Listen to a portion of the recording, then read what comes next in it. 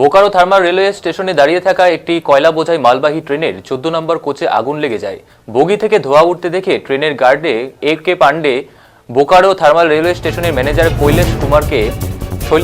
শৈলেন কুমারকে খবর দেয়। এরপরে ম্যানেজার এরপর স্থানীয় সিআইএসএফ ফায়ার ব্রিগেডকে ফোন করেন। রেলওয়ে হাই স্টেশনের তারের বিদ্যুৎ সরবরাহ বিচ্ছিন্ন করার পর সিআইএসএফ ফায়ার ব্রিগেডের কয়লা বগিতে আগুন নেভায়। মালবাহী ট্রেনটি পাতাত্রু কলিয়ারি থেকে এনজিপি প্ল্যান্ট গোড়ায় কয়লা বহন করছিল।